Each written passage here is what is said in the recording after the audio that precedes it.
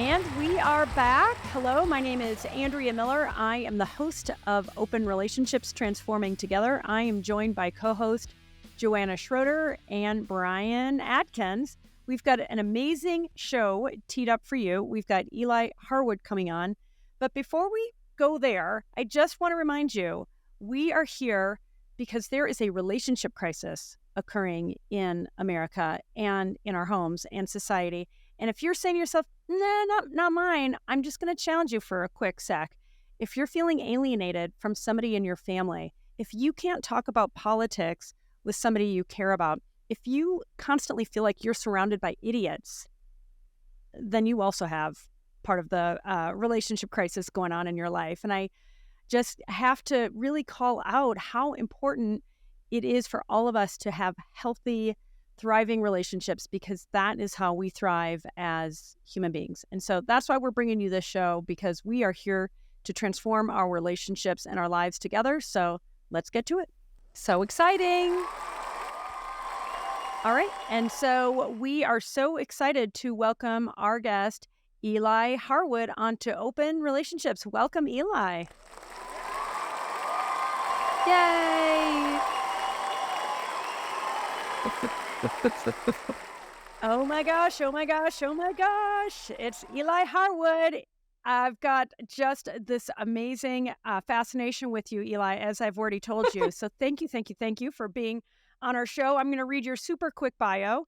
Eli Harwood is a licensed therapist, an educator, and the creator of AttachmentNerd. She has more than 17 years of experience helping people process relational traumas and develop secure attachment relationships with their children and partners.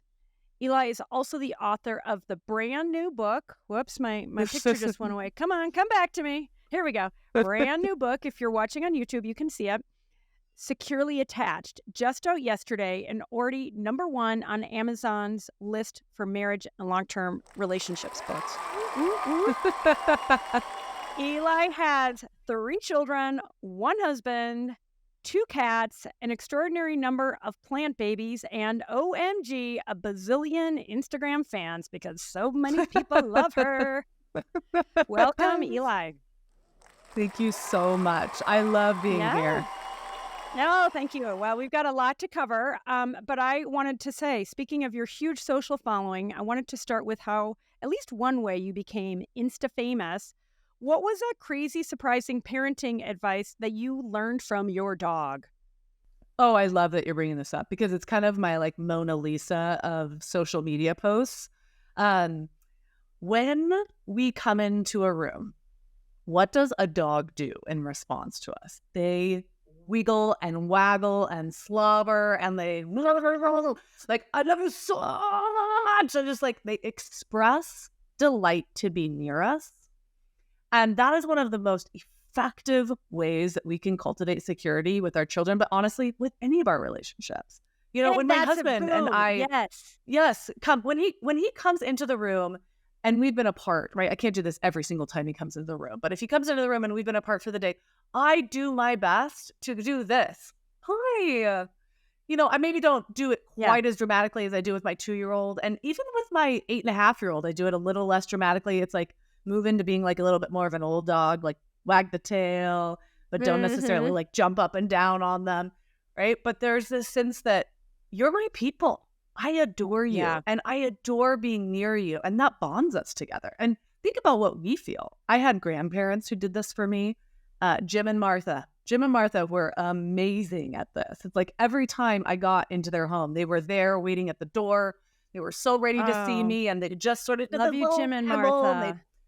Pull me in, right? And I always felt a sense of worth in relationship to them, right? So I think never underestimating the power of greeting the people we love with a deep dog waggle of delight. Deep dog waggle of delight. Yeah.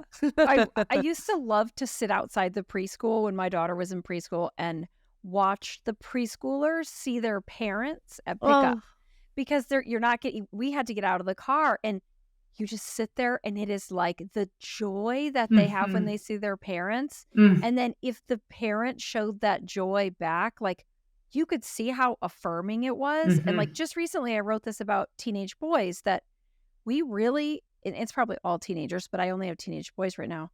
We really don't do that for them. Like my son walks up from school and he's like, you know, and he's huge and he's lanky and he's got a backpack, he's a baseball and he's got a problem. And it's like he gets in the car and I've been trying so hard and I'll be like, I'm so happy to see you. And I feel like even though he'll be like, oh, okay, well, oh yeah, you got this problem. I think Yes. it's sinking in somewhere. Yes. I also joke in that video that you want to do the wiggly waggly stuff when your kids are young because you want to create a rhythm of that because when they get to adolescence, they're doing something called attachment transfer. So they're slowly starting to build attachment relationships with their peers. And so they often feel a little bit uncomfortable or weird expressing their attachment delight to us in those contexts or even in general. And so they need us to be able to still express delight, but do it in a way that's a little more muted because at that point in their lives, they're cats, right? And so like if you try, like I have 2 of them and I know this. So it's like if you walk into the room with a cat and you go, it's so good to see you, like they are under the bed, period. Right? You have to sort of slowly, you want them to notice that you're happy to see them, but it's more like, here, kitty, kitty, kitty, kitty, kitty. Yeah, so good to see you, right? Engaging that. But I would say you're never going wrong in expressing delight with your teen. You're going wrong if you're expecting them to express it back to you in that exact same way. That makes so much sense. And I think a lot of parents of tweens and teens are going to really like that analogy of the dog and the cat because we do expect our older kids to be like they were when they were 8. It's like, no, he's in cat phase. No. So he'll look across the room. Yes. If you get a little bit of a tail movement from the cat, you're like, that cat loves me. Yes, that's exactly right. Though Andrea has a cat who will come sit on her lap named Cupcake. Cupcake is the low-key podcast OG. I love it. Yeah, she could very well come in. I love make it. her presence. Actually, there's probably teenagers like that too. There's probably teenagers that run up and hug you, but that's right. They're probably very extroverted, right? They're probably teenagers that aren't dealing with a lot of complexity emotionally in those moments. That's kind of how they're wired. They're wired to be like, ain't life grand? It's good to see you. It's good to see you. It's good to see you. Like, that's so great. But not every teenager has that privilege. And so we really want to be accepting of the complex emotional state that our teens are living in so that we can remain in sync with them, right? So I'm not in sync with the cat if I'm slobbering and jumping on them. I'm in sync with the cat if I am deeply secure in myself and I'm sitting on the couch with confidence that I have a great lap to sit on. And I'm also accepting if it's just not a lap moment for them. That's how you create that synchronicity with an adolescent. And then it makes it a lot easier when they become adults and they're through that stage for them to reciprocate and come back into that space with you. Because now they don't have all this weird, guilty juju that you sent out to them during that time of learning how to be separate from you. Yeah, we talk a lot about meeting people where they are, right? And when I think about if we can meet our teens, particularly when, gosh, they're going through hormones and prickly and all those things. Yes. I feel like it's this profound reminder of it's not about us. It really is about them. So if we can give that hug and, hi, I'm so glad to see you sincerely, and that's enough without expecting more back. I mean, I'll say this. I've got a 11-year-old, you met him, Eli just so before, cute. And a 13-year-old, and at times I've made those foolish mistakes of whether it's really being affectionate and not having it returned, or geez, I've planned something really special and they don't appreciate it. That just that foolishness where I got invested in an expectation of what it was going to do for me, and it's just like, oh, Andrea, don't do that. Like, don't be a dummy. So I love the reminder of just love on them and let them go, right? Also, one of the weird things about having a therapist on your podcast is I can't help but respond to how hard you are on yourself for that. Because here we go, people. Let's get into it.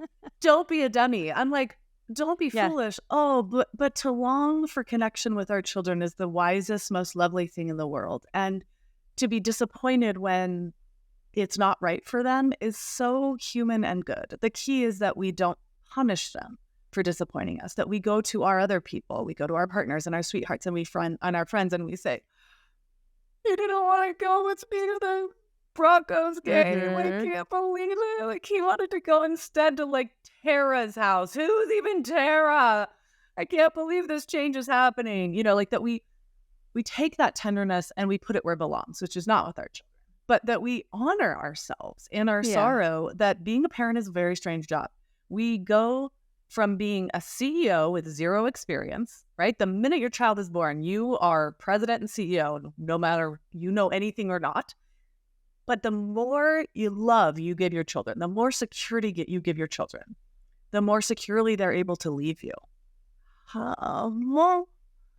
That is, yeah. I mean, that's it. But let me ask you this: you are brilliant on Instagram, and just how you communicate it. Your communication style is so simple and heartfelt. That's why you have a bazillion fans and people are so obsessed with you, along with us.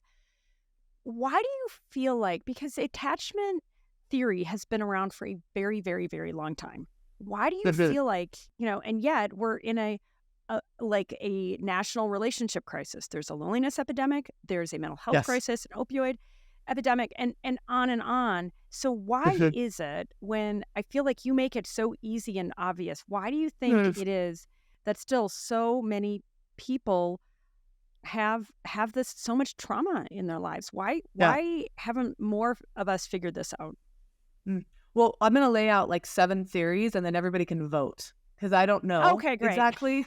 But here's, I have multiple theories. So one of them is that generational trauma is incredibly hard to identify and to heal. When, let's say, grandma and grandpa, let's say they get wrecked by World War II. They're in Poland and they have immense disturbing experiences, and friends and family members are in concentration camps and people they know die. Okay, so you have this massive corporate, cultural, relational trauma that's experienced. They may not cope with that in a secure way. They may not have had secure ways of coping from their parents, or they may just be so traumatized they can't cope in a secure way. So they may cope through avoidance, which means that the way they relate to their children is by not talking about the hard stuff, not moving inwards and towards other people when things are sad or hard. You're fine. You're fine. There's no crying on the yacht. Everything's okay here. Move on, right?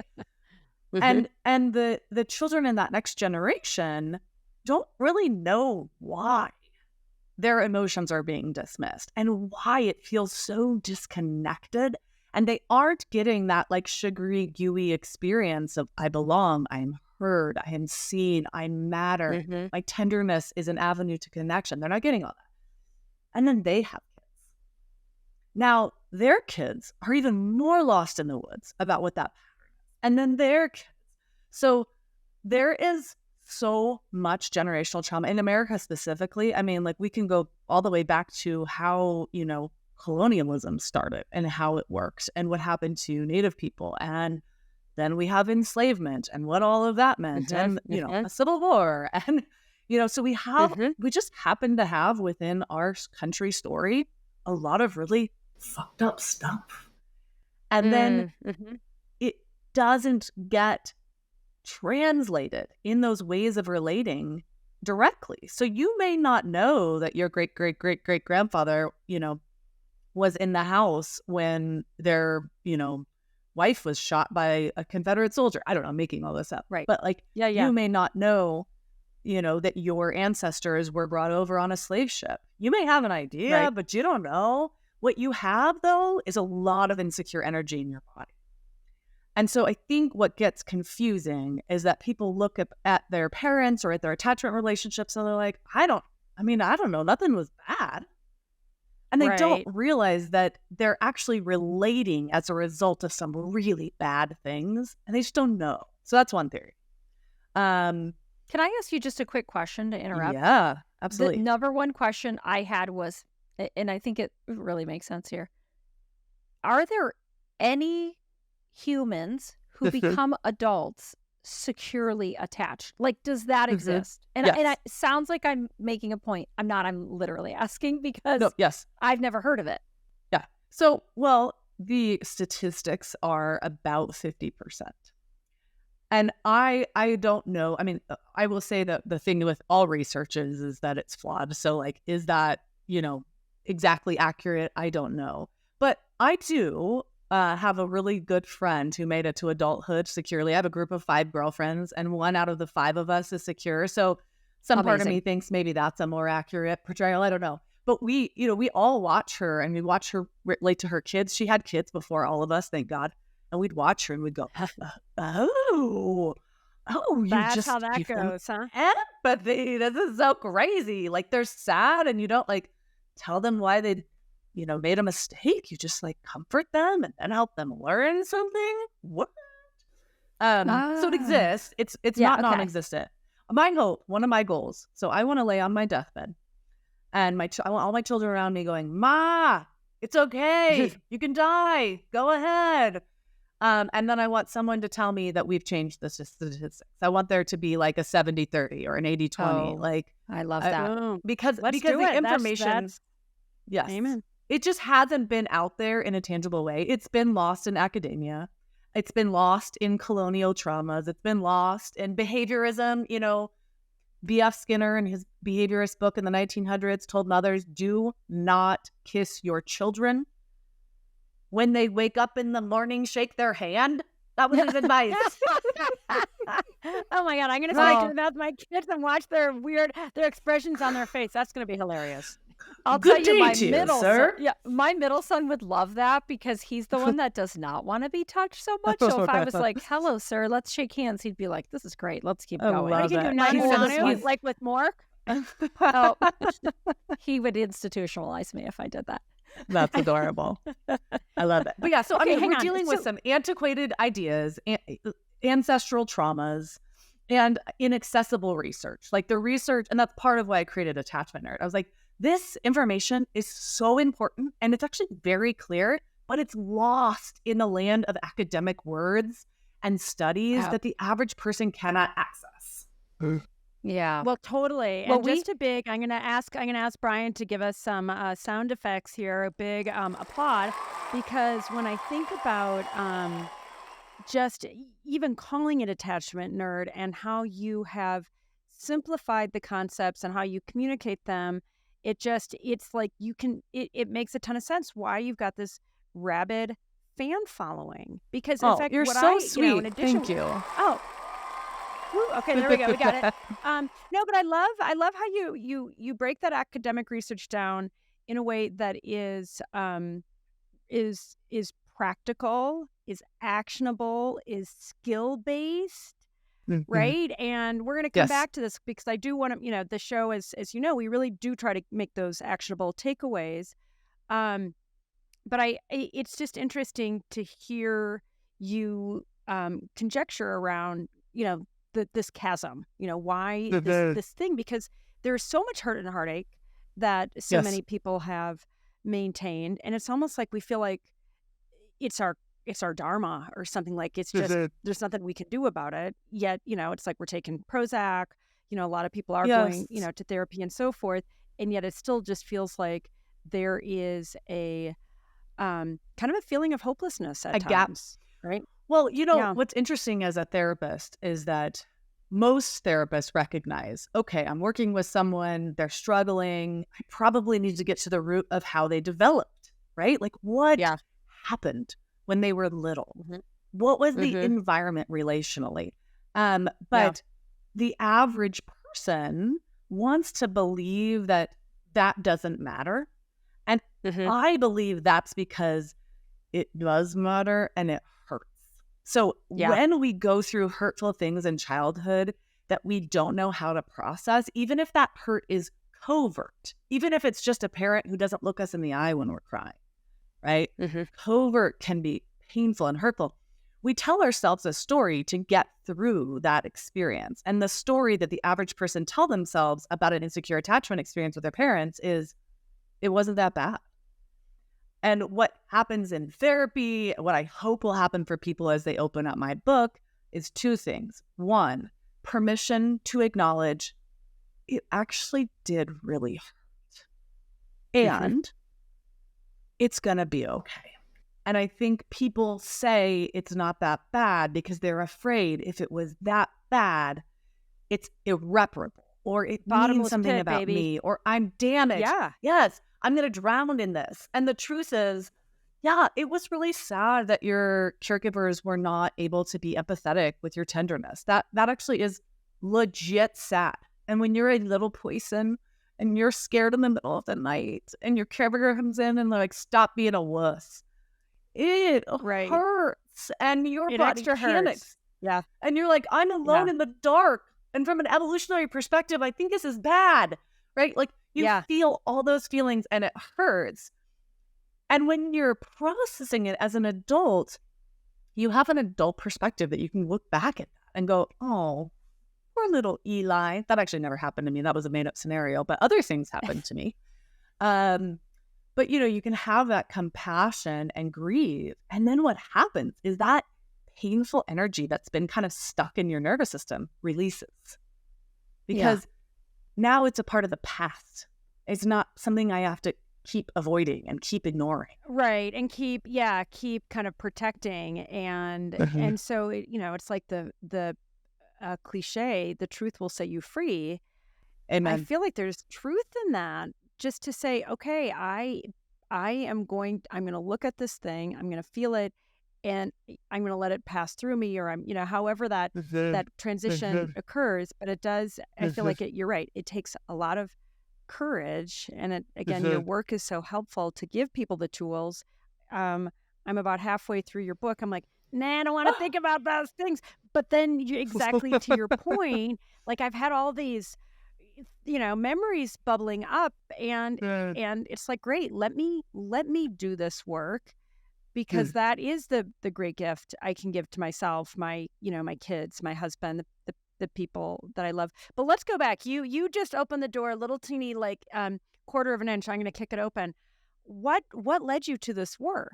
Because I gotta believe there's it's like there was something going on in your life that caused you to go, holy crap, I got a calling. I got to fix this. So what happened to you? Oh, I just love sharing my story because it really highlights the healing power that comes when parents acknowledge that something's wrong. And that was my mom. So my family tree, if we were to like decorate my family tree, the ornaments on my family tree are primarily mental illness, addiction, abuse, and childhood sexual trauma. I mean, it is a very we were almost raised in the same forest. our trees, I think our trees are like right there. Okay, keep going. Yeah, keep they're going. both Douglas firs or something. Anyway, Douglas firs, very decorated. Yes. So when I was little, my dad was drinking his traumas away, and my mom was spiraling in some really deep, untreated mental illness. So from 0 to about 8, my childhood was deeply disturbing and scary. There was lots of chaos, lots of uncertainty. Volatility is the word I would use. I have lots of memories of like my mom being so depressed she couldn't get out of bed, and me like trying to like help my little brother because I knew it was a bad day for mom and all that. So, but when I was 9 years old, she was on the brink. And she was deciding between ending her life and getting help. Oh. And thank Judas, whoever we thank, not thank Judas, thank everybody, thank all the deities. She made the choice to get help, and she checked herself into a psychiatric hospital. And that was the big U-turn in my life because she got access to information about what was going on with her. She got diagnoses. She got medication, which was necessary for her at that point in her healing process. And she began to explore her traumas. And as she did that, she began to make what was unmanageable mentionable. And as she began to mention it, it began to be manageable. That's a quote from Mr. Rogers. What is mentionable is manageable. Mr. Rogers, yeah. Love that guy. And so she was at the brink of total desperation, and she did the most courageous thing of all, which was ask. Wow. And by asking for help, she set a trajectory in my life of also having the ability to get help from other people. So it was a really natural slide into being a therapist, of, you know, I had been doing it since I was little in my family system. Right. But I also had been going to therapy. So I'd had the experience of how helpful it was to grieve and to acknowledge and to process all that stuff. And I had a parent who had the capacity to say, yeah, you're right, things were really rough. You aren't making that up. Let me ask, I mean, as she recovered, did she apologize? Did she make the repairs? Because when I think about little Eli little Eli having to be the parent to her younger sibling, to her mom, to her dad, and probably not really being seen or taken care of, right? I mean, so it's like, you know, one thing stacked on top of another. Did she have that self-awareness or courage to say at any point how sorry she was to you? Oh, yes, God bless her. I also want everyone on earth to know that's extremely rare, because it takes so much inner strength to hear your child say, that was really awful and I didn't feel okay, when as a mother or as a parent. You told her that? Good for you. Yeah, And I mean, she'll tell you so though, much courage. well, it did take courage. And she'll say that was the hardest thing she's ever had to do as a parent, is to really take account of all of the things that I needed her to process and grieve with me in order for me to stay close with her. Like I would have healed even if she hadn't done that. I really believe that. Right. But I would be telling you a different story now. The story would be like, well, yeah, you know, my mom and I don't have a lot of time together. But instead, she's actually a therapist also. We share an office. It's so crazy. God. That is so like cool. she is such a perfect example of someone whose growth process is, okay, something's not right. Let me just keep learning. How can I learn more? I'm going to go back to therapy again. I'm going to go. It's amazing. She's amazing. Did you see that TikTok where the mom was brushing her hair? It's like a famous TikTok family where the parents are very goofy. And the mom is brushing her hair and she's making this face. And the mom is probably about 65 or 70. And her daughter says, "What's wrong, Mom?" And she goes, "Oh, it just hurts." And the little girl, and the lady, who's probably 30, is like, "You mean like when I was little and you would brush my hair and tell me to stop crying?" And you see the mom, it's happening live. You see the mom go, "I'm really sorry I did that. That was terrible. And even your grandma said I should be easier on you." And the lady's like, "Yeah, it was so hard. It hurt so bad. And you would tell me to stop crying." And listening to this dialogue, I was blown away because it was it wasn't scripted, because it was awkward, and you kind of brought that tension up into my neck. And yet she was like, I'm really sorry. I shouldn't have done that. And God myself and like 700 people in the comments are like, this is incredible. What I wouldn't give to hear a parent say they're sorry. You've got tears to my eyes, even though I've experienced it. But I think like I'm also holding how many thousands of people I've loved and known in therapy over the years, and they're not having had that experience, and how painful it is to say, you know, I think the typical parent feels so much shame when they're faced with their mistakes, that instead of moving through that shame and swallowing it and going, "I'm so sorry," and entering humility, they take the shame and they reverse it and they turn it into contempt. What did you want me to do? I was making sure that you had brushed hair so the other kids in school wouldn't think you were weird. Like, what's wrong with you that you're complaining and I did the best I could. Yes. Yeah. Yep. That defensiveness. Yeah, that self-protection. Exactly. But that to me is the perverse, fucking horrible irony. We imprison ourselves, right? And I'm guilty of that. If anything, oh my God, I call my kids, as Brian and Joanna will attest, I call my kids my little Buddhas. Oh my God, they bring me to my knees, you know? But that is so, I love that story. A big shout out to your mama. Good job getting that help. And then, like you said, and for you too, it's scary to face, especially that parent-child relationship. I feel like that is one of the most important things any of us can do, with the people we love, whether it's marriage or, parent, child, Yes. friendship, to have those hard conversations, because otherwise we're all behind the walls. Somebody has to go first. Right? And nobody here's the wants to key, go first. though. It's so fucking scary. Yes, and there are a bunch of different ways to enter that content into the room. And so when we bring a vulnerable, tender story that is sitting in our bodies, whether that story is about somebody that we need to share it with them or it's not about them at all, we have to take pause and ensure that we are actually bringing that vulnerability to them. Because you were a terrible parent when I was little. Oh, is not vulnerable. Right. It is not courageous. It is contemptuous. It is defensive. And there is nowhere for that parent to go but to defend themselves or to totally and completely collapse on themselves. So instead, there has to be an invitation. So anytime you have a tender piece of something that you're bringing to somebody, there needs to be an invitation. So when I was asking my mom to hold all of that, I said to her, I just need to say some of the things I remember and tell you what it felt like.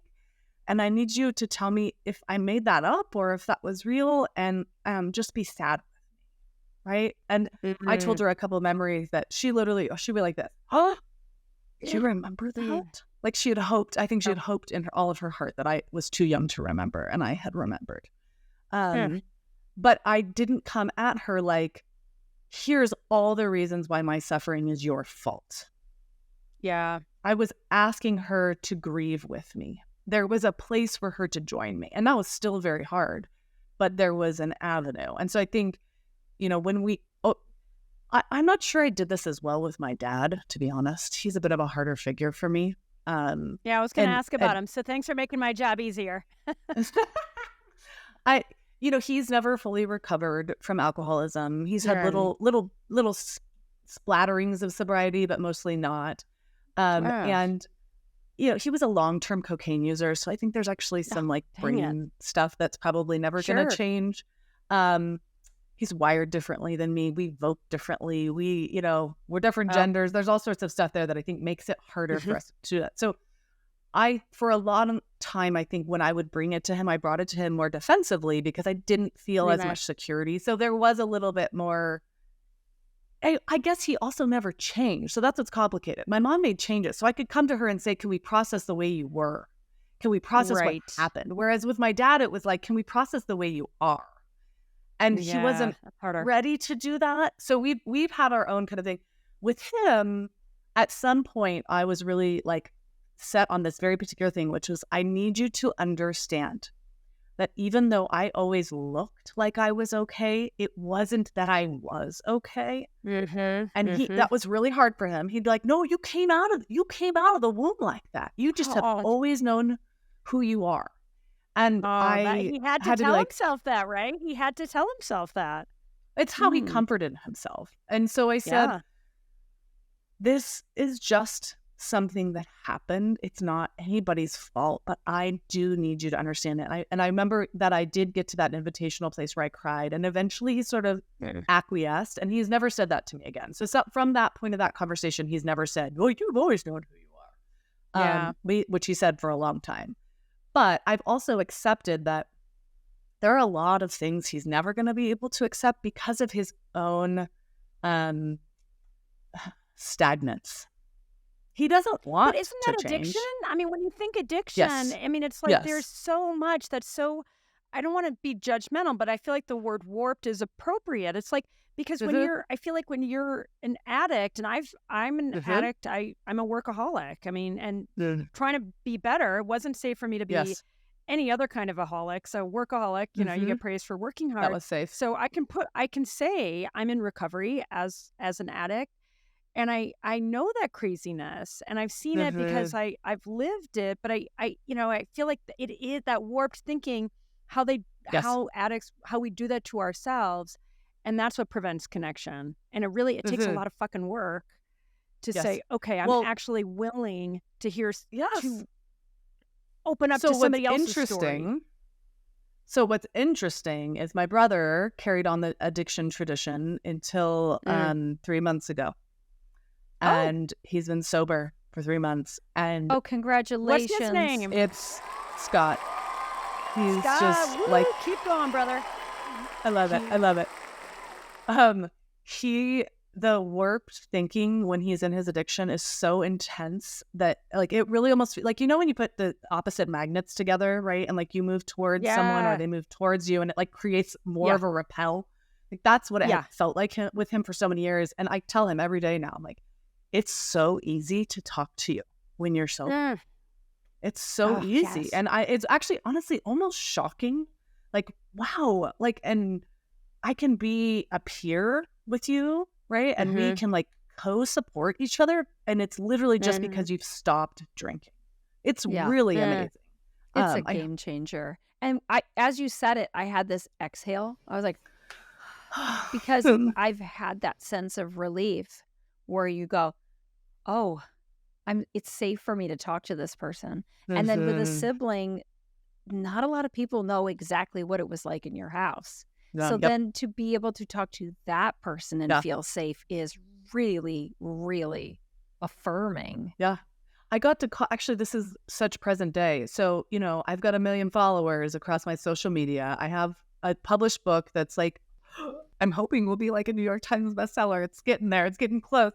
And I am like doing this work. I believe in so deeply. And my dad doesn't say anything to me. He doesn't follow me. He doesn't ask me about it. And there's lots to that, I'm sure. Shame. Also, he gets overwhelmed by big words and stuff. That's not his jam, whatever.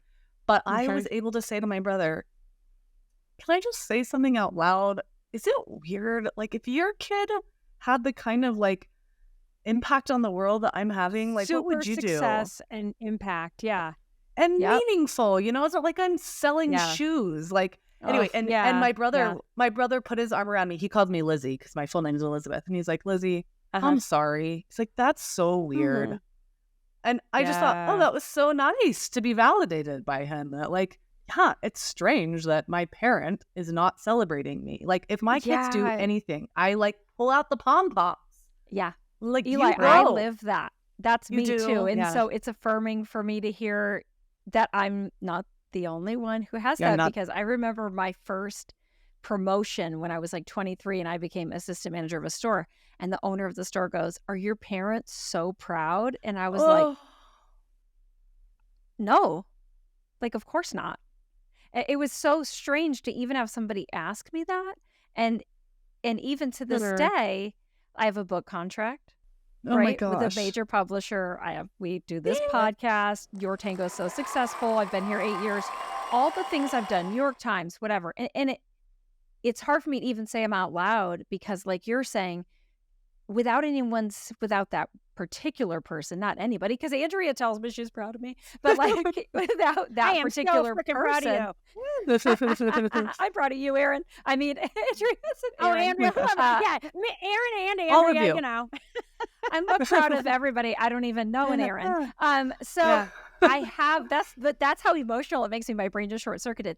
But like, I am right now in my own therapy dealing with, will this person in my life ever say they're proud of me? Probably not. And certainly not for work things. And I kept thinking like, like you, how do you not? Like, I have to stop myself from saying I'm proud of my kids for every single thing. I'll be like, my son got on an airplane. He's 18. He got on an airplane and he flew from Seattle to here. And I'm like, dude, I am so proud of you. And then I'm like, don't say that.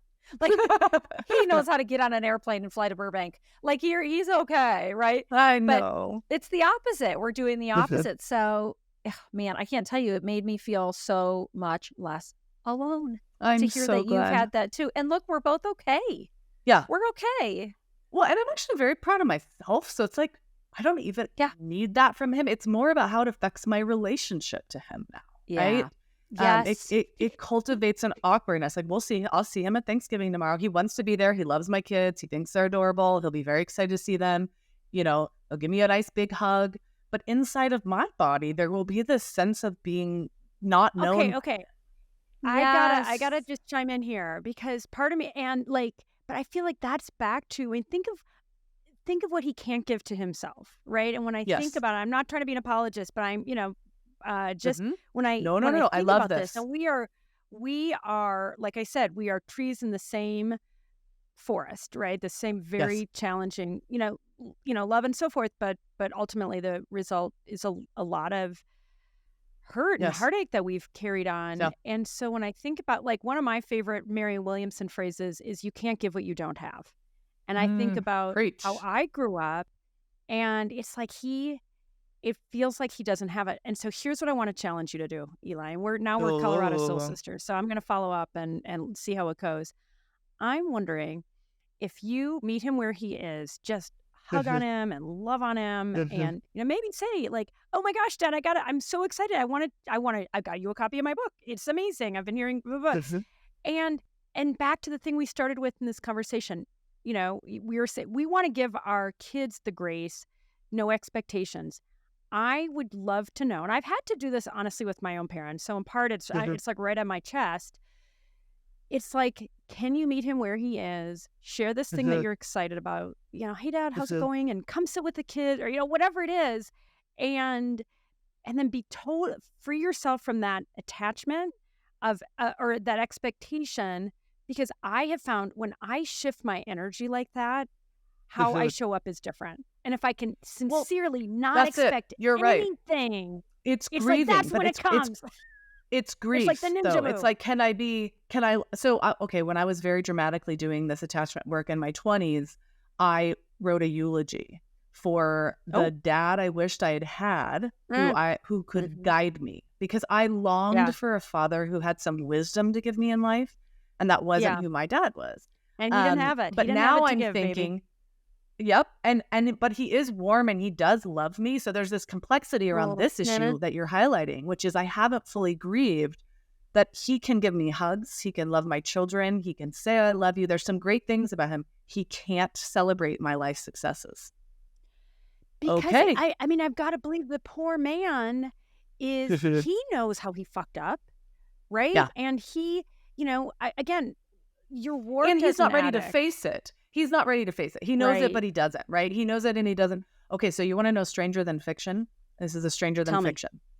My dad's name is Carrie Failure. Oh, I'm not joking. Oh my God. Wow. That's like a holy. It's incredible. Okay, so Cary and then Failyer.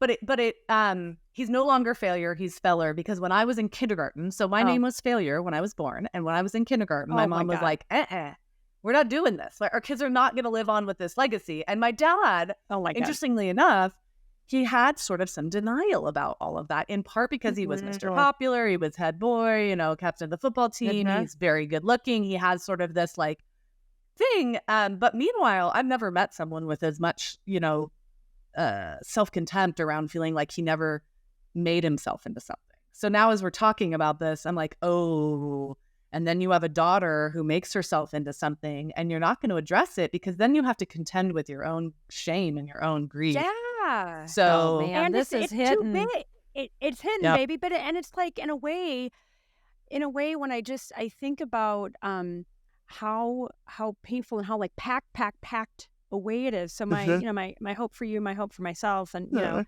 Joanna, Brian, all of us, it's just to have that little extra bit of courage and tenderness for it's like I feel like when I'm feeling that courage and tenderness in myself, being able to meet some of these people that I adore but that have really disappointed me, like that feels like a game changer, right? That feels like parenting ourselves, and like wisdom channeling. And finding those little invitations. So I'm just sitting here going, if I grieve it enough, can I then say something to him like, hey, it would mean a lot to me if you just on a regular basis checked my social media profiles and noticed how many people are, hanging out with me there. Or it would mean a lot to me if you just let me know every once in a while that you're proud of me. Because I think he also probably doesn't think I need that. He's probably like, she's fine. Whereas my brother, who is struggling, does, I think he does try to encourage him, and because there's a fear that he won't be okay. And so anyway, you all, do I owe you for therapy today? I know. You nailed it. Because like he said, so he's not saying it anymore. Somehow maybe it sounds like there's been some penetration there, but you were always strong little Eli that got it. He's Like still you were thinking it. self-contained, that somewhere in his being, it's like you don't need that. And I love it that for you to what I would just love is for you to sit down and be like, oh my God, Dad, like check this out. I got to show this to you, or I got to show you the reaction people have had, because I also think, I don't know. I mean, I was with my parents recently and I was showing them some things on Instagram that my brother, who's an actor, does. And my brother was so grateful because my parents weren't going to make it to Instagram on their own. And so they were so appreciative. So when I think about you're sitting down and saying, gosh, and then maybe even showing like, if there are harsh comments, like, gosh, people really took this out of context, like sharing it with him. Yeah. And maybe if you feel it, like just, oh, you know what, Dad, here's the thing. If you say, Dad, your opinion of me is so important. I don't tell you that enough. I would so appreciate your feedback, because it's like the guy probably just feels like, what the fuck do I do now? Instead of remind to be, I feel and like he feels like that everywhere in the important. world. Yeah, totally, totally. I love this. I want to go to your Thanksgiving. Can I come? Right? Yeah. Andrea's gonna go there and just stir that pot and not the just mashed stir that potatoes. pot. I need the mashed potatoes. Just watch Give me the pumpkin pie. It's an interesting thing. Like a marriage therapist told my husband and I, like maybe 5 or 6 years into our marriage, every family is a culture. So I think we often think, my brother married someone who's from another country. It's so easy to say that's another culture. But she said, no. Every family is a culture.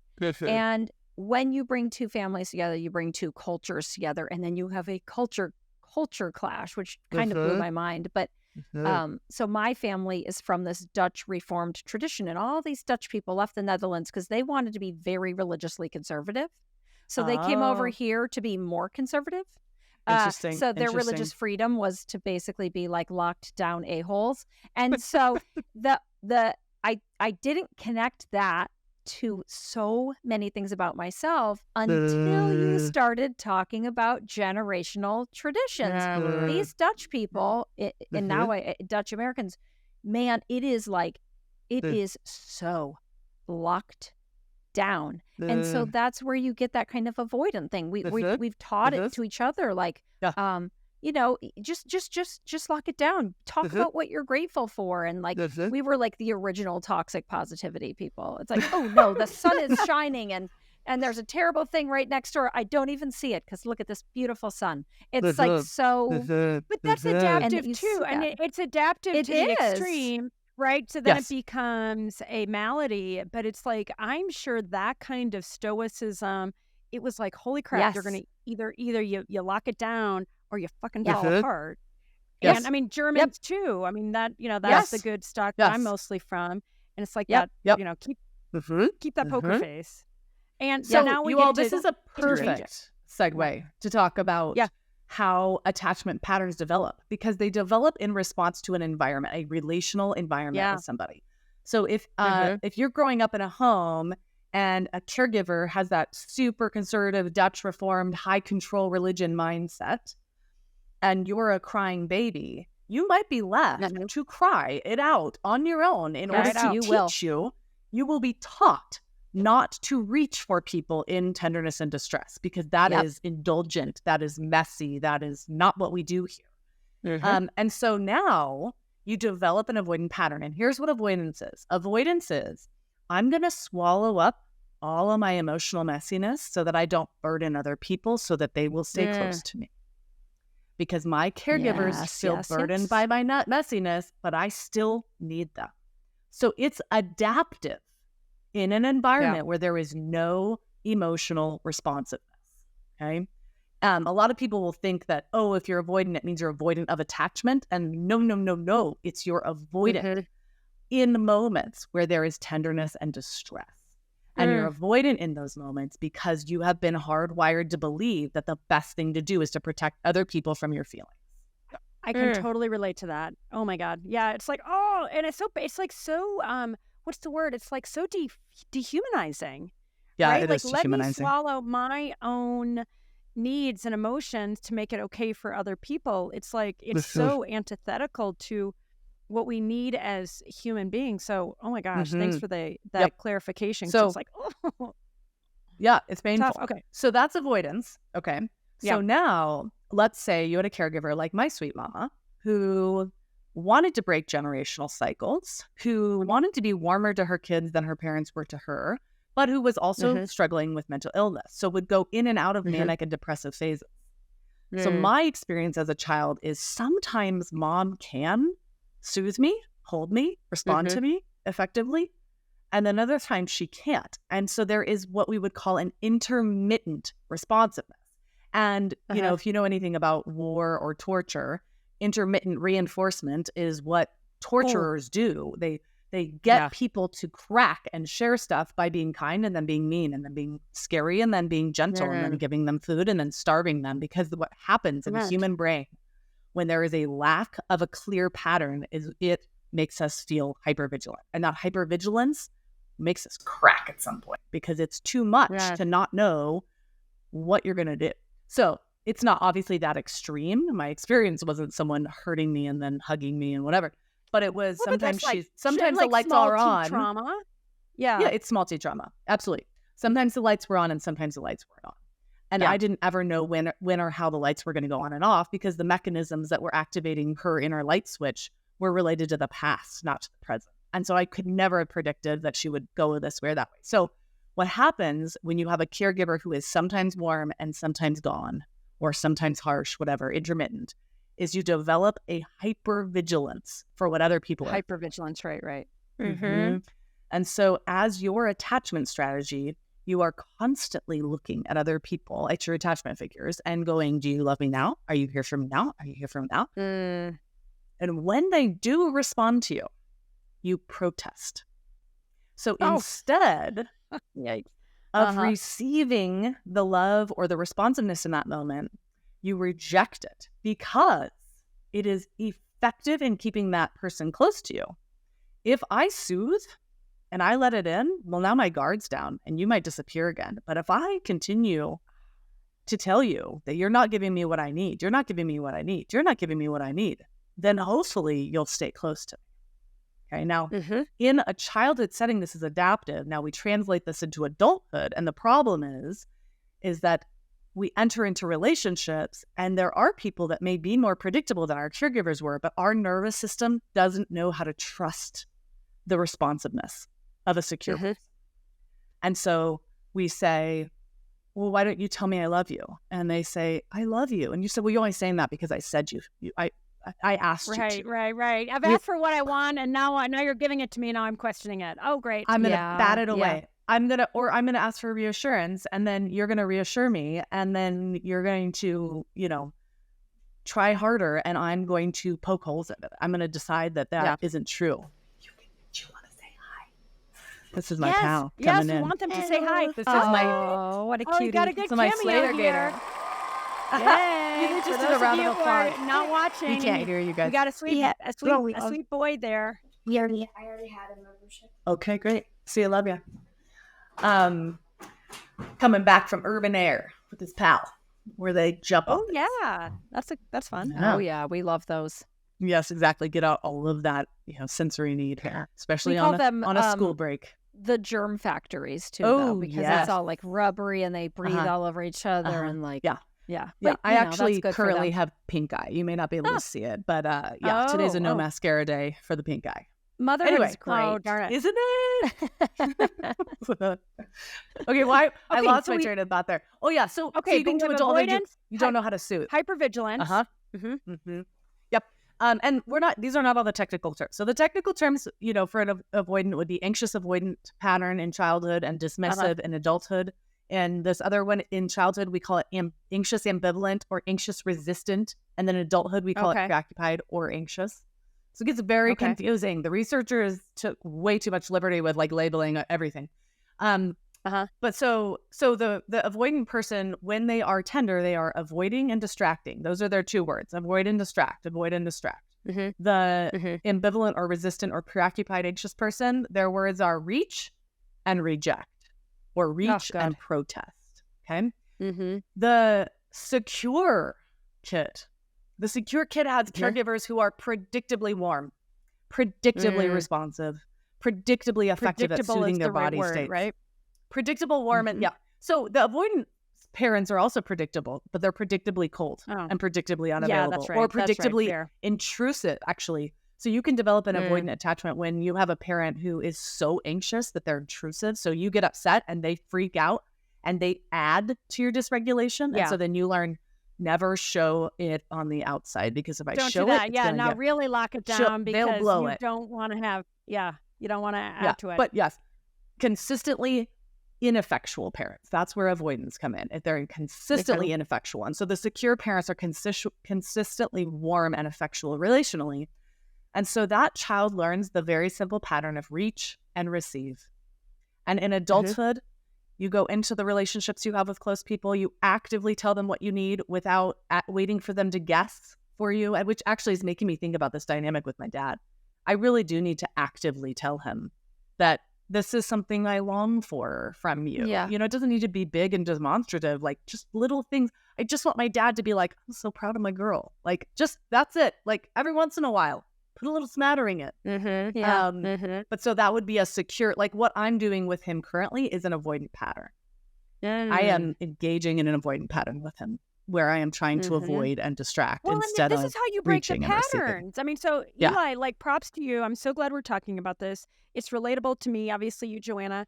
And when I think about just, it's like back to like somebody's got to go first.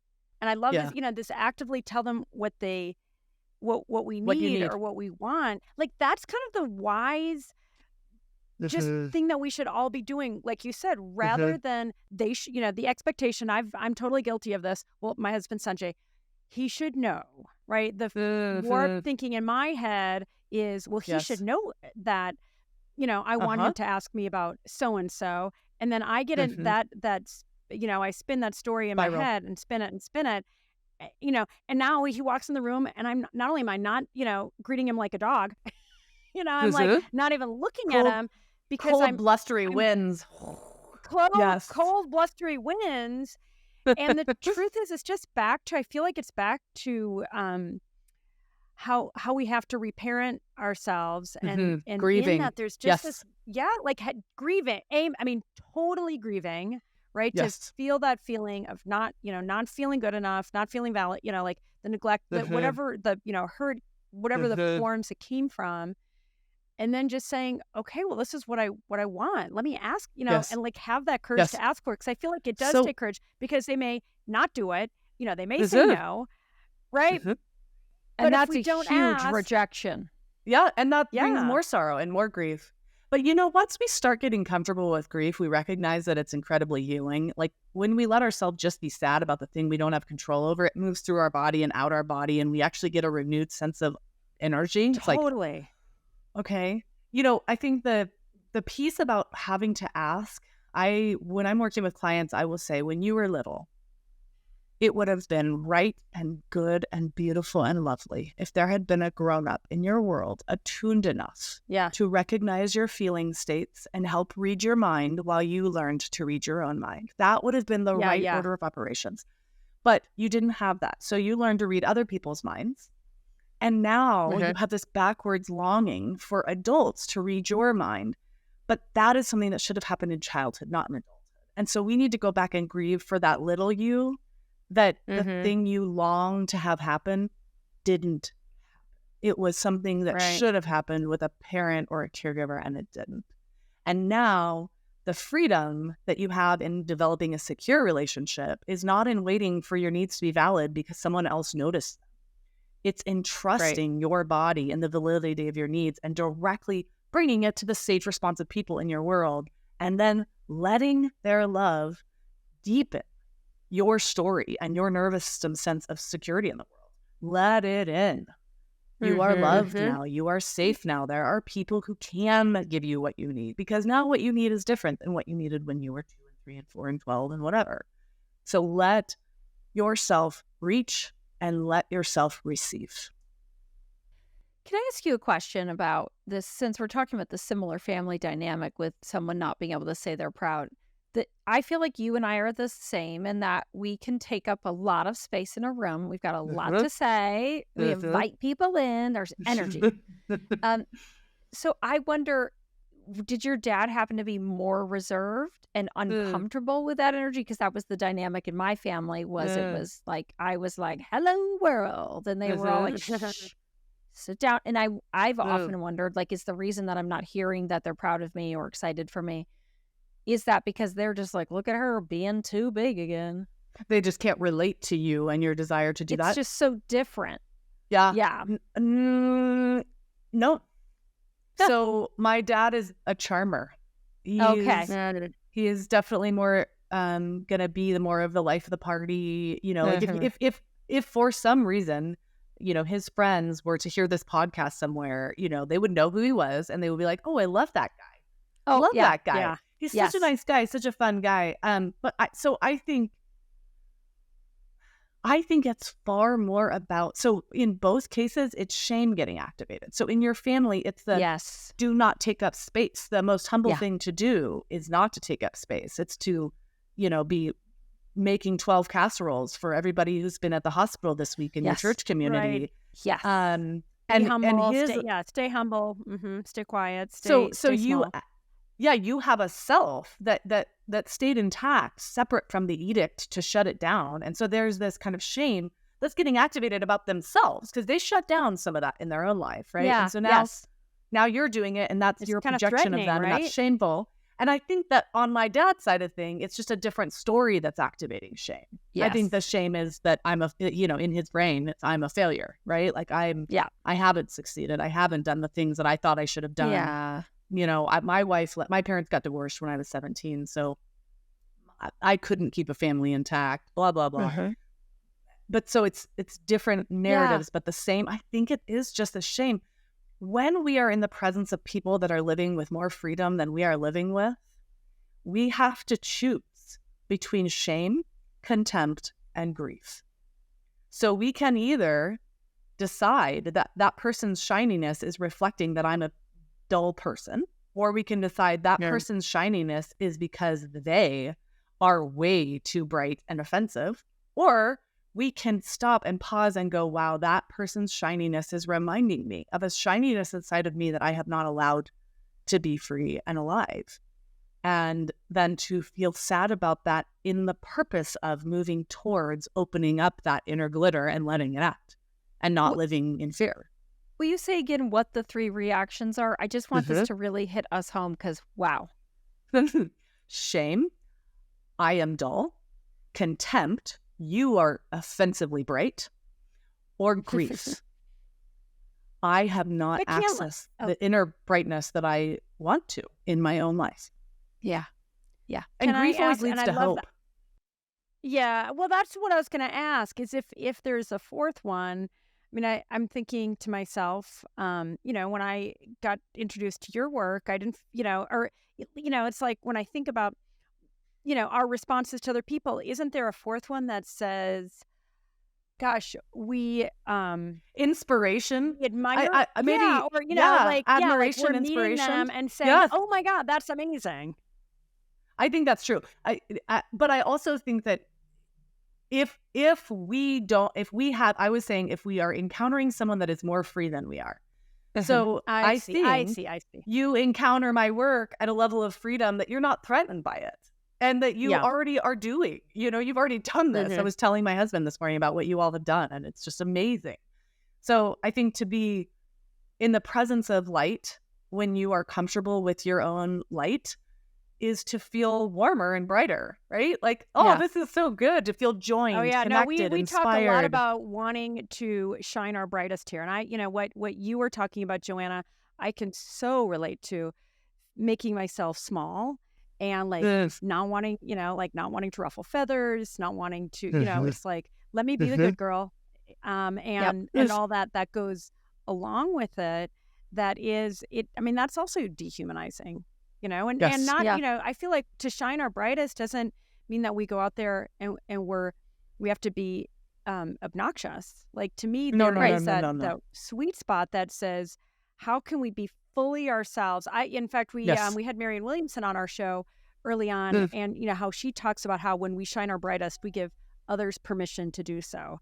That to me is the great gift of doing. I mean, it's back to doing our own work, as you know, and how that transforms relationships with our kids, with our parents, with Yes. our, in our marriage. But it's like, oh God, that Yes. starts with us. But I want to ask about another one of the reels that went of your reels that went viral. It was so compelling to me. You talked about the shutting down versus calming down. So do you mind just explaining what that reel was about? We'll put it in the show notes. And Yes. and just, you hit a nerve. Oh, well, that's because so many people have been shut down by their caregivers. So when we are in an active feeling state, so we're really sad or we're really scared or we're feeling shame, whatever, but our nervous system is filled with excitatory neurochemicals and we're crying and we're activated. Or we're shouting, right? Or whatever it is. Or we're shouting, yeah. Or if we're 2 or 3, we might be biting, punching, hitting, kicking, right? Like, whatever. Yeah. We're dysregulated. We're dysregulated. We need other people in our lives to co-regulate with us, which is we need someone else who can catch what we're feeling, but stay grounded. I think of take a little sip of the feelings, just enough of our feelings that they feel empathy for us, that they understand what we're feeling, that they are receptive to our feeling state, but not take a whole gulp where they go right under the water with us, right? So someone who can go do the empathy face and go, I'm so sorry. You're so sad. This is so hard. I don't know. I lost my son's computer this week somehow. I don't know what I did with it. He handed it to me one day on a play date, and I was cleaning the house, and I have this memory of sliding it into a shelf, and I cannot for the life of me find it. So we spent this whole 2 hours the other night, and he really wanted to get on and play a game with his friends, and it was distressing to him. Right? And we're looking and we're trying to figure it out. And he needed me to help co-regulate with him and go, this is hard. Loss is hard. Yeah.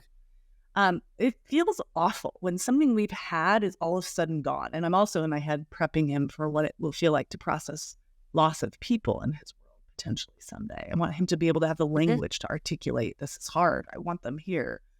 So I'm going through that thing. And as we're doing that, I'm helping his nervous system to sense it's going to be okay. We may not find this computer, but it's going to be okay. He is calming because I am staying receptive, empathetic, and supportive. So we're both going from a heightened state, because we tend to heighten when someone else heightens. So we want to heighten and come back down. And then we're slowly bringing her down. Let's pretend that I instead was like, kid, that's enough. I don't want to hear another complaint from you. This is so entitled, blah, blah, blah, blah. If I had gone into this kind of scary, defensive, whatever, he might have stopped expressing his inner distress. Or if I got scary enough, he might have disassociated, right? If someone's like, cut that shit out. Right. Really have a freeze response and stop crying or stop saying the thing. That is a shutting down of our nervous system, not a calming down. So calm is a place of presence. It is a place of feeling. When we are calm, we are feeling things. Disassociation or shutting down is actually a really dangerous mental pattern for our kids to experience. It's replicated by addiction, actually. So that's how addiction functions. A lot of people who have traumatic childhoods end up in addiction patterns because it makes sense to their brain. I'm feeling something, shut it off. I'm feeling something, make myself go away. Yeah, right? It's too uncomfortable. I have to escape. Right? So we want our children to learn emotion tolerance, and emotion tolerance happens when they are able to feel the feelings with a caring, present grown-up who's understanding them. And then when those feelings are coming up, they don't overreact or underreact. We don't want them to shut down. Of course, we don't want them to blow up, but they learn not to blow up by experiencing care and warmth from us. And this is different for kids who aren't neurotypical. I guess that was always a good plug. It's not going to be the same for every kid, and some kids are always going to struggle with blowing up because of the way their brain operates. That's not the fault of the parent, right? But even kids who are atypical in terms of their neurodevelopment, warmth, responsiveness, hold boundaries, have structure, but be responsive because we want them to learn to be able to feel their feelings, put language to their feelings, and to engage in that reach and receive secure process. My oldest son was born in 2005. So this was before anyone was talking about gentle parenting. People were a little bit talking about attachment parenting. And I remember I was trying so hard to like maintain the calm. And I told like he would be screaming in the grocery store and over, you know, whatever, trick cereal, whatever it is at 2.5 or 3. Yes. And I'd be like, oh, I'm going to talk quietly because I really want you to talk quietly and everything is fine. And then I went randomly to see a happiest toddler on the block thing. Harvey Karp. I love him. He's with amazing. Dr. Karp. I only went to see it because he was my friend's pediatrician, if you can believe that. She grew up with him. So cool. And I was like, she's like, let's go see him. And it blew my mind and it changed my parenting forever because what I was doing was I thought I was modeling for him calming down, but what I was doing was invalidating his feelings. So he was like, trick cereal. And I was like, oh, trick cereal's delicious. And instead, what I learned to do, and like if someone did that to you, you'd be pissed. You would lose your fucking mind. Yeah. So I learned to go like, oh my gosh, you're so mad. And I can totally get it. And like, oh, I know when I want something, it's just like, I'm so frustrated. I totally hear you, but honey, tricks is not what we're going to get today. You know, and trying to go from like, show him, oh, this is the thing. And for people who don't know, happiest toddler, Dr. Karp says, reflect back some certain percentage, like 10% of what the child's feeling. Try to reflect it back to them. If they're screaming, don't scream. But, you know, if they're like this, they're like that. And oh, I know you're so mad. And I totally get it. And because then they can feel they're not alone. So one of the things that I think is really interesting is that when we are little and we get filled with emotions, our brain doesn't know how to differentiate those emotions from an actual threat. So I'm feeling deeply dysregulated that I don't get tricks, cereal, but what's actually happening in my nervous system is like as if there is like an animal on the prowl. So when you as the parent say, you're so mad, you want this so badly, you're helping their brain to go, oh, it's a feeling, not a tiger. Like, my mom or my caregiver is seeing this and feeling this and receiving it. So I'm not alone. They understand this like thing that that's coming at me from the inside of me, which means I'm not going to die from it. It's so cool. Once it clicks, it's such an amazing, so practical. And people, 2005 was still an era of taking your kid kicking and screaming out of the store, which don't put it past me. I'll do it if they're being destructive. Oh, I do that sometimes. Sometimes sometimes they're too tired and too hungry and too something, and that's the only solution. Today is not the grocery store day, right? Yes. So but like ultimately, I would start doing that, and this kid who's having a tantrum would be like, "Yeah, I just want the cereal." Like it was like that. So it's cool. Amazing. It's how effective Good job, it is. Mama. So what's the snowflake fallacy? Because we saw you took a little heat for some of your advice, and I'd love for you to talk about, that what it is, kind of that pushback.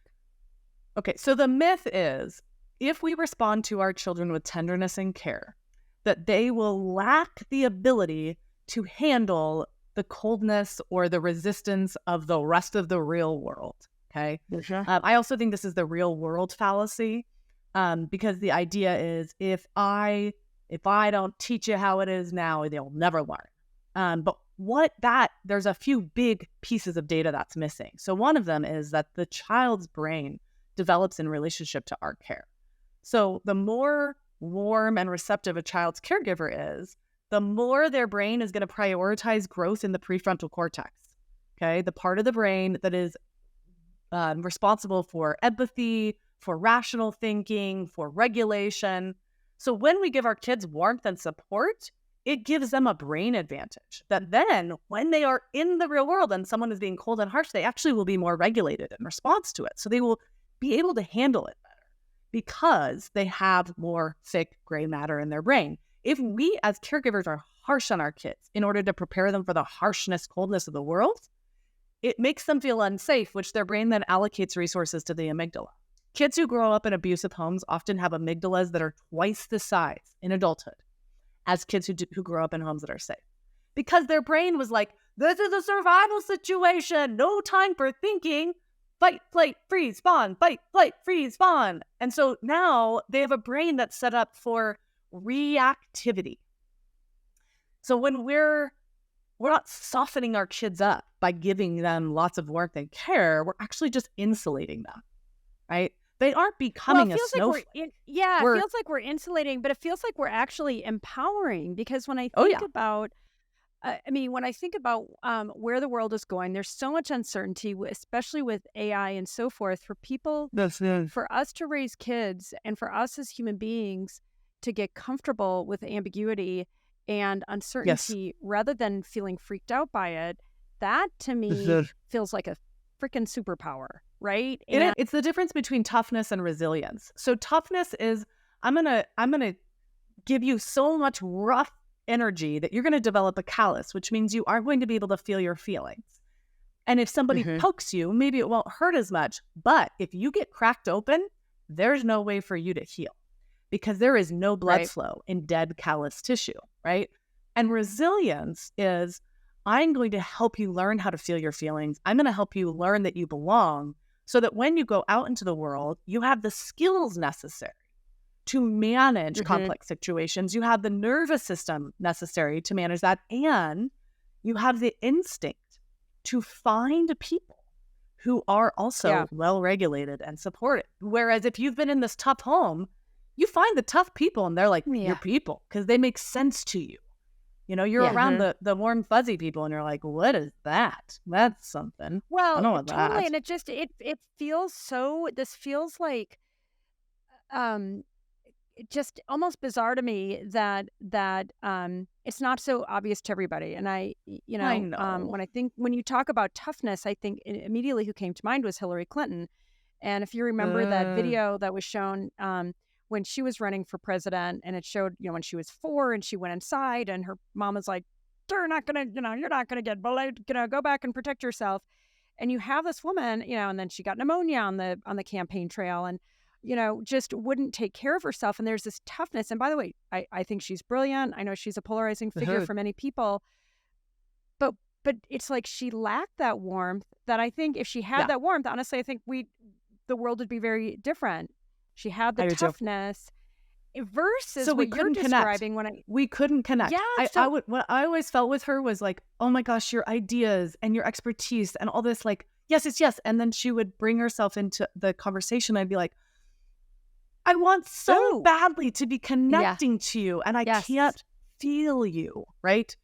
Yes. And I she think, had that that protectiveness ended up being a massive liability. But what I want to emphasize, and we at Your Tango, we've been in the relationship business for the better part of 20 years. And when I think about people that are raised with resilience, or even as adults, maybe they weren't raised with it, they develop it, they do they grieve, like you say, they're wise to do the grief thing.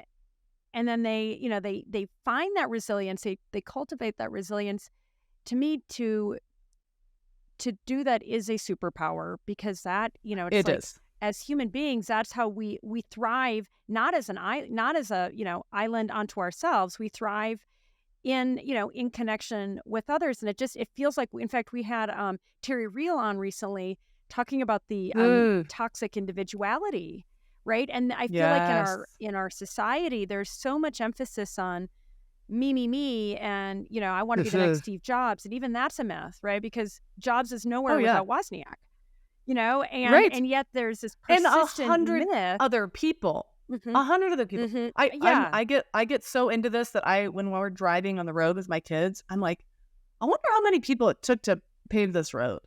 I wonder how many engineers were involved in making that light post. Like, I want to dispel this idea that any of us are moving around, without great support.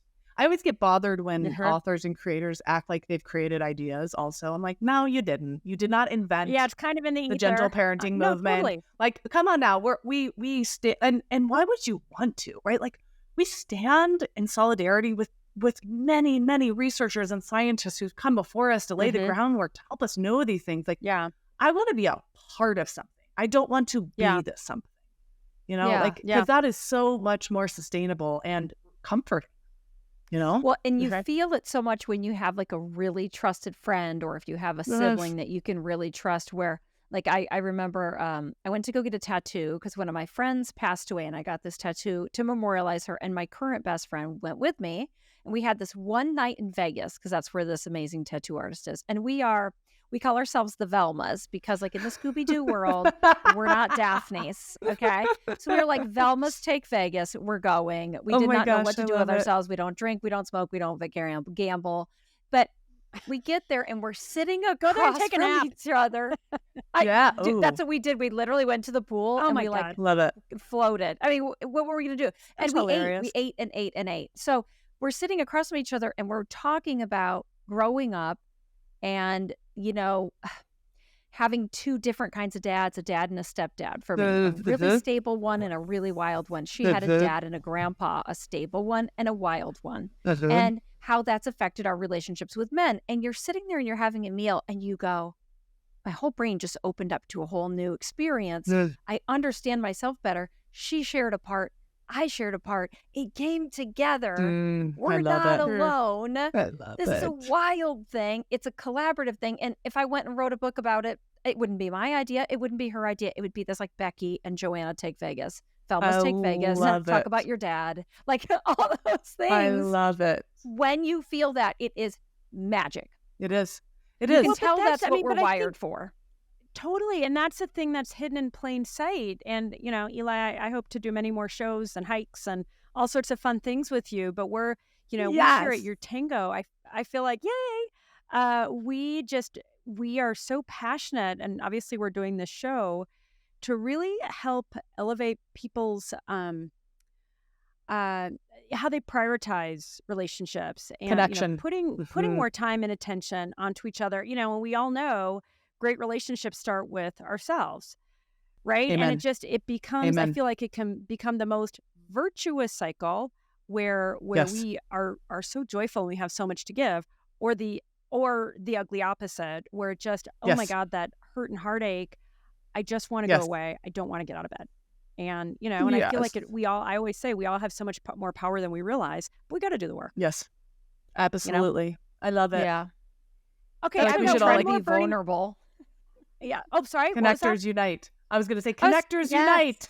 unite. Yeah. Yeah. And we do try to be vulnerable, and like that's what Andrea and I and Brian talk about. It's like when we're all talking here or in meetings or whatever, like bring it. It opens up Yeah. so much for other people. Amen.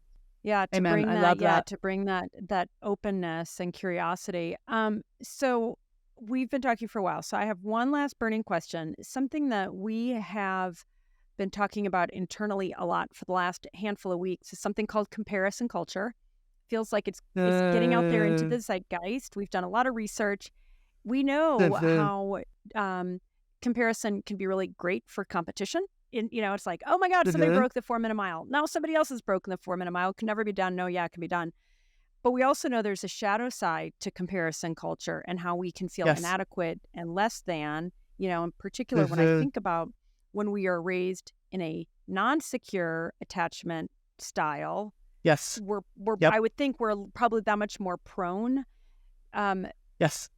to compare in ways that are pretty negative. So do you see much I mean, in your practice, do you see much in terms of comparison culture? Is that something that that you feel like is a problem in society? Yeah, I feel like we're in sort of a middle zone around it. Like I think 10 years ago, 5 years ago, it was rampant. Hi, buddy. It was rampant. It was everywhere. It was, I think, Instagram, the followers were, everyone was liking the perfectly curated hat, swimsuit, beach picture, and then berating themselves at home for not being that. I Right. think there's been a bit of a turn. I think COVID actually helped that in a way. I think we all sort of entered our own COVID shit show and went, oh, I'm not okay. You're not okay. We're all not okay.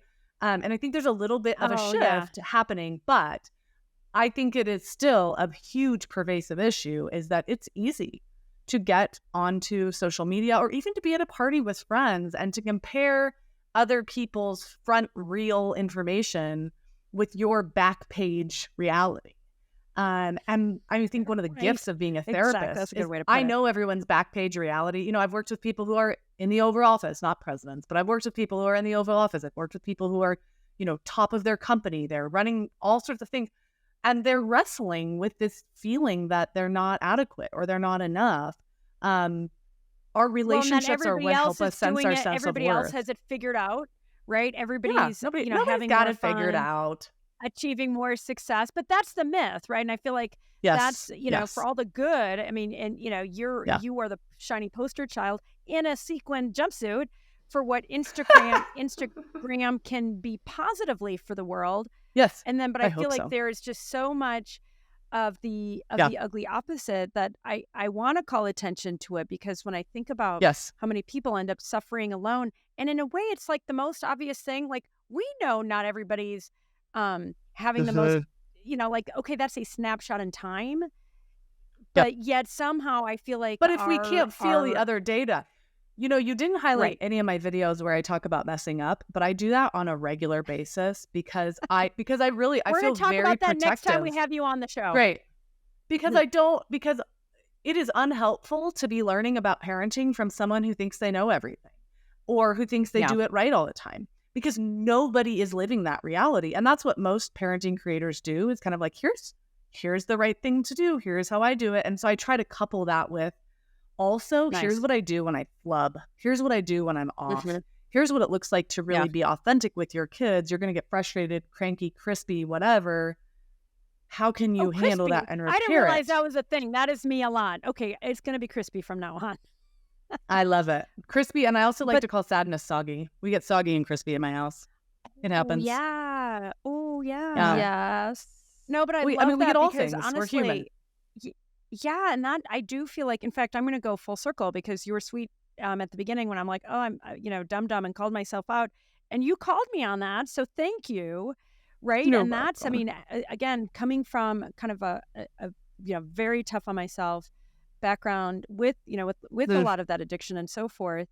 Oh my God, I'm my own worst enemy. And I had an experience recently where I was chatting with a friend, and I can't remember what it was. Somehow I think we actually may have been talking about comparison culture. I don't even remember, but I said something about how, like, oh God, I feel like I'm just not doing enough with my kids. And she looks at me and she's like, oh my God, you are doing stuff with your kids all the time. In fact, my kids are with your kids and you're the one, driving them. And it's just, it's what you were saying too earlier, where it's so helpful to have those loving adult relationships that can remind us when we forget or when we're being so judgmental and hard on ourselves. Because I'm almost like, oh my God, thank you. And it's like, why am I so tough on myself? So thank you for those reminders. You're so And welcome. it is a good reminder that we need to remind each other too. It makes such a big difference to have someone who's Very not meta. obligated to you say that Totally. And just and invite each other to kindness to ourselves, kindness to our partners, kindness to our parents, kindness to our kids, to step back and connect to the humanity that is inside of everyone. Yeah. Amen. Yep. And once you start doing that, it's hard to stop. Amen. Yeah, I love is. it. That is I do feel like that. I mean, back to the strength thing, like some people think of kindness as weakness. And to me, that couldn't be more inaccurate, right? I feel like you're kind on your own, as a choice. Yeah. I need to ask Eli a question really quick before we have to let her go. I asked a question on Twitter, and I feel like you might have a really good answer for this. We'll see. They're talking a lot about about boys and men, and I'm writing a book about boys, so I think about this a lot. They're talking a lot about boys and men being more lonely, more depressed. Obviously, we have horrible rates of suicide. It's terrifying. Addiction, death by accidental overdose, all of it. It's bad. And I asked on Twitter, are men lonelier than before, or are men now able to identify that that's what they're feeling? That's a great question. I think it's more that. I think that we as the general humanity as a whole, in setting up structure around gender and saying men are leaders, women are servers, this is how this whole thing works. And this is what masculinity is, and this is what femininity is. We've always put men in emotional straitjackets when they were boys. And we have lots of research on this. I don't know if you've ever read Real Boys by Dr. William Pollack from Harvard. That's a great book. But so we know that it isn't natural for boys to shut down what they feel. That there's a hazing that we do with boys that teaches them you don't cry. That's not what you do. And by doing that, we prevent them from that reach. So now there's no way for them to reach. So they get stuck in that avoid and distract cycle, and often in that numbing cycle of like looking for things in order to numb. And then that creates shame. Well, now I have shame because I'm using drugs. Now I have shame because I'm using porn. Now I have shame because I'm cheating on my wife because I don't know how to feel all of these big scary feelings that happen in every marriage around trying to connect and trying to work through pain. So, I mean, I don't think men are more not okay. I think men are more aware that they're not okay. And I think we're more aware. I think in generations past, you know, a man takes his life. And I think that there was a protection around that story. And no, he got into an accident at the mill. And so we didn't know that it was happening, but I think it was still happening. And now there is more discussion and I think a lot more hope. I mean, I look at my son. He is the most emotionally intelligent human being. He is so loving, thoughtful, articulate. He can tell me the nuance of, you know, different things he's feeling, from jealousy to, you know, frustration with somebody. And I'm like, wow, what a different world it will be as these boys become men. Thank you. And my husband is a big part of that. You know, he's modeling that also. Amazing. Thank goodness. It does seem like we're in that gap generation where I'm Generation X and those boys were taught to lock it down. And then we're teaching our boys a different thing. And maybe that gap generation is this one that's... gets a chance to do it differently. Yeah, that's certainly, I feel like I'm with you, Eli, with the sense of hope. I mean, it feels like there's a lot in the world right now, especially that's really, really challenging. And especially when I think about, you know, what's happening in our country and a lot of other places where it's like, ooh, shit, authoritarianism seems to be on the rise versus more of the, you know, sort of self-actualization. And yet it feels like somehow underground, you know, especially this generation alpha, it's like they're getting, I do feel like they're getting that wisdom that has been hard, you know, like that we fought for. I mean, going back to the beginning of our conversation with regard to generational trauma, I know I'm parenting very, very differently than I was parented. Not perfect. I screw up all the time. I have to make repairs every single day. I'm in humility a lot. Yes. But even that, I mean, it's like we were even talking about with, you know, with your mom and so forth. It's like, oh, good. Thank God. I mean, I know, Joanna, that's something you're passionate about too. When we fuck up with our kids, that we say we're sorry. Like, oh, what a good idea. You know, I'm not going to wait for them to tell me I fucked up. It's like, let me just say, oh, fuck.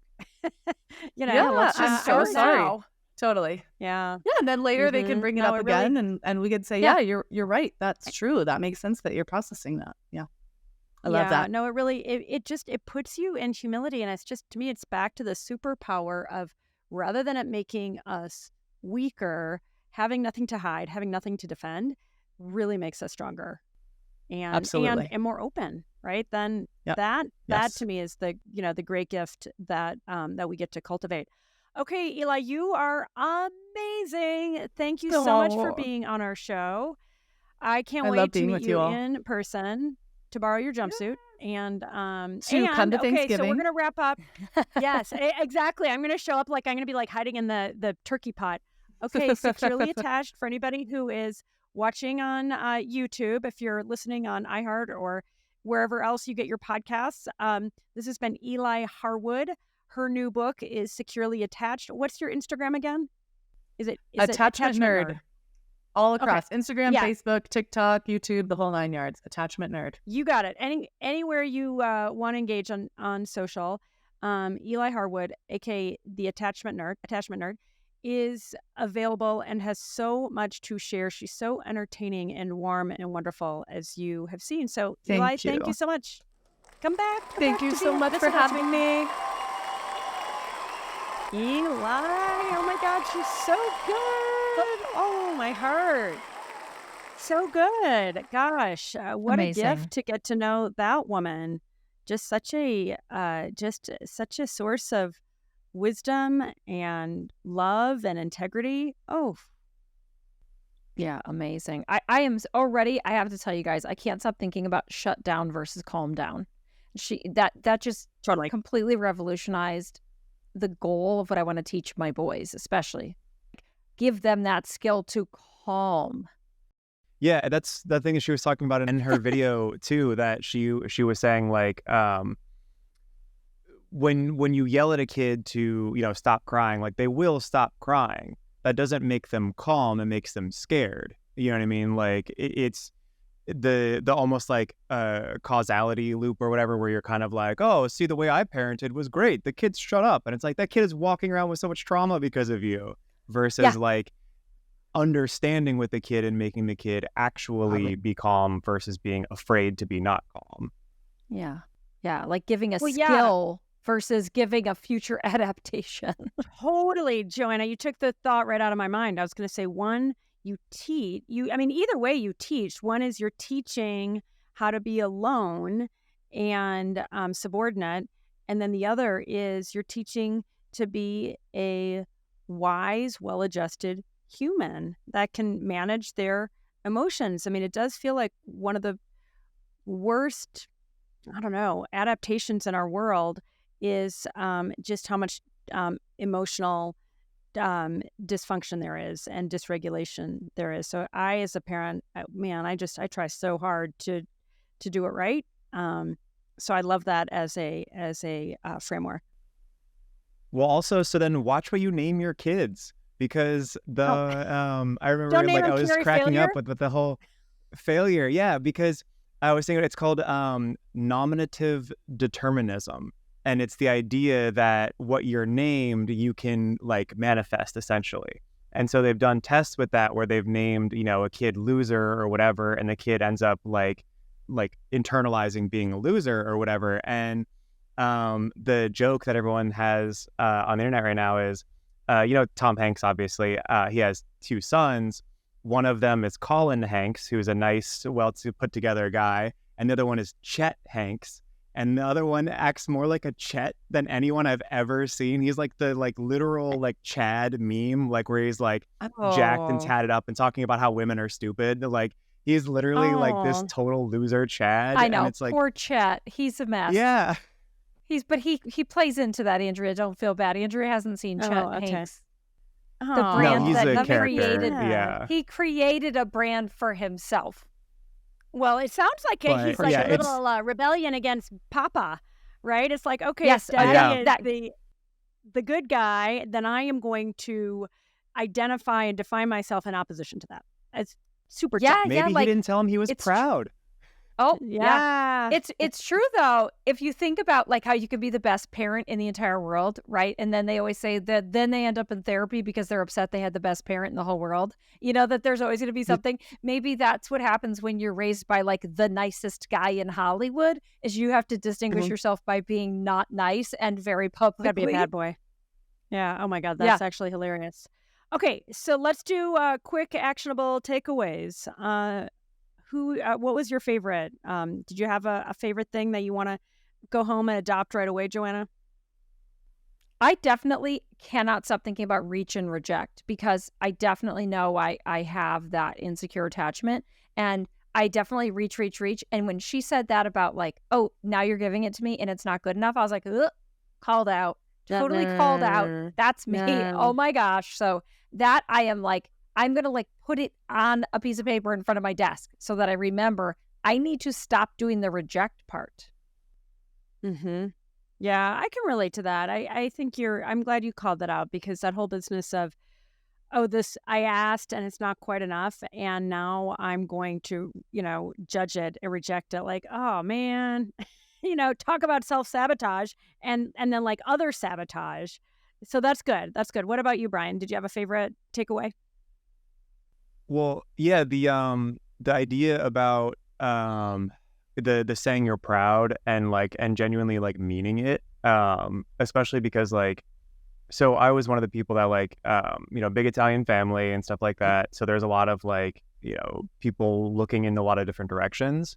And when you're somebody who has their shit together, you get overlooked like crazy. And so I had that issue where it was like, everyone kind of forgot about me. You know what I mean? It's like, oh, Brian's doing fine. And so there was that whole thing where it was like, and when you guys were talking about it, I was like, oh my God, I'm feeling so called out right now. Because because it was even those things where it's like the big achievements of my life, right? Like I won an Emmy, you know, or whatever. It's like, I'm sitting there like looking for validation from my thing. Like, look, I did it. I did the thing. Like say something to me now. You know what I mean? Yep. And it's just one of those things where it's like, yeah, they probably have been proud of me this whole friggin' time. It's just that like they didn't think I needed that kind of validation. But then as an adult, I was like, I need that validation, damn it. Yeah. And then Andrea saying kind of we need to ask for it. Yes. Well, sometimes, or, right, I mean, I've found myself in that same mode. I mean, I'm an overachiever, right? And yeah, it's great, but I've also had to question my own motives at time, right? And then I say to myself, like, ooh, I'm going to like pull the big freaking ninja move and really sit with this and say, you know what? I'm doing this for myself. From the, the whole idea being from the inside out versus from the outside in. Right. And I feel like I can hold those two in tension without it being a contradiction. Right. And I do think the wisdom of asking for what we need is right on. But I also, for myself, I can say with a straight face, I have been able to cross that bridge and say, you know what, Andrea, this is a power move. This is your path to freedom. Don't sit around waiting. It's okay. You know what I mean? Like, and does that sound like I'm rationalizing? Because I don't mean to sound like I'm rationalizing. Yeah, there's a tricky balance to that because that was always my storyline is it's like, oh, you can't regret what happened in your past because you wouldn't be who you were if you didn't have whatever it is.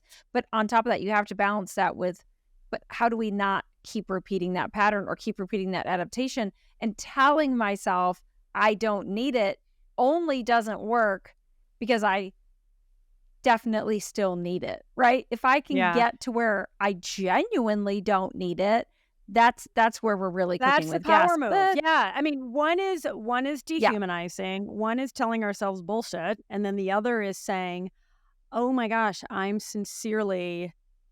okay with this. Like, and that, and I feel like it, there's an integrity in, in being honest where you are. And I feel like for me, it's, sounds like for you too, having that awareness and that sincere curiosity versus just saying, all right, I'm going to decree it. It's like, well, you can't decree it with integrity. Either you feel it and you're sincerely at peace, or if you're not, all right, then you gotta face it however you do it. Yeah, well, you can't pretend to be at peace. It just doesn't work. You are either at peace or you're not at peace, and that like, look how peaceful I am. I'm completely and totally calm over here. I've got it all together. Yeah. This concludes our meeting of Overachievers Anonymous. Yeah. Oh my God. So funny. Guilty. Mine was just very much a continuation of this discussion. What she used is the word invitation, right? When we feel like we need to address these things that were hard in whether it was a parent. I mean, when I think about my life and the people that I've coached, whether it's a parent, a friend, a child, a spouse, the idea of showing up and inviting them to learn, and to hear, hey, here's where I'm coming from, and coming from that with that energy of wanting to repair versus blame or judge, and then kick that person into a very defensive, really unpleasant, like you're never going to get what you want if that's the energy. And I love the wisdom of her saying, make it inviting, and and even if it's a tough conversation, and I've said it a million times, oh my gosh, those are the conversations we need to have. I'm an advocate for more tough conversations, but to be skillful in how we broach them, to me, is the game changer in terms of, does this hard conversation result in healing and understanding, or does it result in, rejection and heartache? I mean, a little like what you were saying, reach and reject. Oops, you didn't do it quite right. I'm going to, slap your hand. But that to me is that, that invitation, that wise invitation, and then being ready for what, to me, having made the mistake, it's like, oh, I'm going to be attached to how they're going to respond. Not, right? Versus saying, I need to be prepared for them to have a very different perspective. I need to be prepared for them to be defensive. And if I'm not prepared, then let me not do it, because otherwise it's just going to end up, worse, maybe even. Yeah. And I think we often, when we don't create the invitations soon enough, like if there's awareness, this is what I need, or this is what I didn't get, or this is what hurt me, and we don't kind of initiate a conversation soon enough, then it ends up coming out when we blow up. So it's like you're thinking in your head, you never said you were proud of me. You never said you were proud of me. You never said you were proud of me. You keep it to yourself, hoping it'll pass. And then something else happens. They break the dishwasher or something like that. And then it's like, also, you never said you were proud of me, and it ruined my whole life. Exactly. Oh my God, I know we're such silly beings, but it's true. I mean, so it's back to like the either you're really at peace or if you're not, well then, then it's incumbent upon each of us to do something about it, because, I do feel like, gosh, how it impacts our bodies in terms of illness and, how stress manifests itself. And let's face it, there's hardly a worse stress than being in conflict with somebody we care about, and how that reel can play in our freaking heads again and again and again. And that is no brains. Yep. All right, folks, this wraps up another amazing episode of Open Relationships Transforming Together. Thanks so much for tuning in. You know where to find us, but just to remind you, we are available on, you can email us rather at openrelationships@yourtango.com. We would love for you to follow us wherever you get your podcasts. We'd love for you to subscribe on YouTube. And gosh, if you have comments, if you have questions, we love viewer and listener input. So please, please engage.